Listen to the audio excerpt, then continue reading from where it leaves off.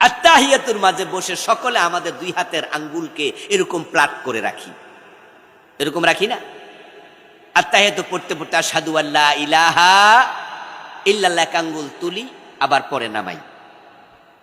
অথচ নবীজি সাল্লাল্লাহু আলাইহি সাল্লাম আত্তাহিয়াতুতে বসেই তিনি ডান হাতের বৃদ্ধাঙ্গুলিকে মধ্যমার সাথে লাগাইয়া এরকম গোল বানাতেন। সহিহ মুসলিম অনেকগুলো হাদিস আমি আনছি। সহিহ মুসলিম সহ অনেক কিতাব, আবু দাউদে আছে, সহিহ মুসলিমে আছে, তিরমিজিতে আছে, বিভিন্ন হাদিসের কিতাবে আমার রাসূল এভাবে হাত বৃদ্ধাঙ্গুলির সাথে মধ্যমা একসাথ করতেন। তারপরে বাকি যে দুই আঙ্গুল আছে ছোট ছোট, এগুলাকে ওই মধ্যমার সাথে এইভাবে গোল বানাতেন।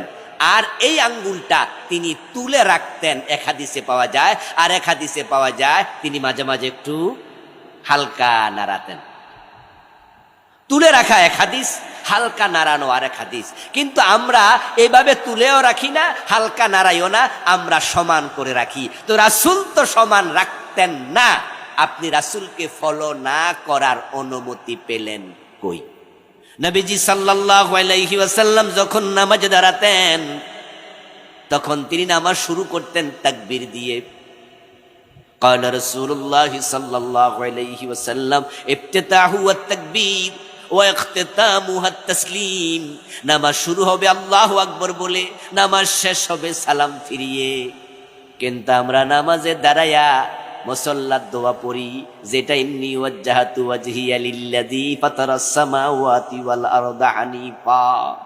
অধিকাংশ মুসল্লি আল্লাহু আকবার বলার আগে মুসাল্লাত দোয়া পড়ে, ইমাম তাকবীরে উলা দিয়া নামাজ শুরু করে দিয়েছে।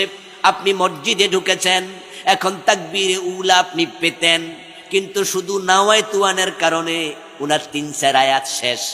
আবার নাওয়াইতুয়ান আপনার ইন্নী ওয়াজ্জাহাতু কইয়া আবার নাওয়াইতু আন উসাল্লিয়া লিল্লাহি তাআলা, এই দোয়ার জন্য মক্তবে কত মাইর খাওয়া লাগছে। অথচ আমার রাসূল নাওয়াইতু আন কোনোদিন পড়েন নাই, ইন্নী ওয়াজ্জাহাতু পড়েছেন। হাদিসে পাওয়া যায়, সহিহ মুসলিমে এসেছে, হযরত আলী থেকে বর্ণিত হাদিস, আমার রাসূল ইন্নী ওয়াজ্জাহাতু পড়েছেন তাকবীর দেওয়ার পরে। কখন পড়ছে? আমি বই লিখেছি, আবার বইয়ের নাম দিয়েছি, আমার লেখা 8টা বই আছে আলহামদুলিল্লাহ, লিখেছি হাদিসের বৈচিত্র্য পূর্ণাঙ্গ নামাজ। এই বইয়ের মাঝে আমি বাংলাদেশে নামাজের যত অসঙ্গতি সব তুলে ধরছি।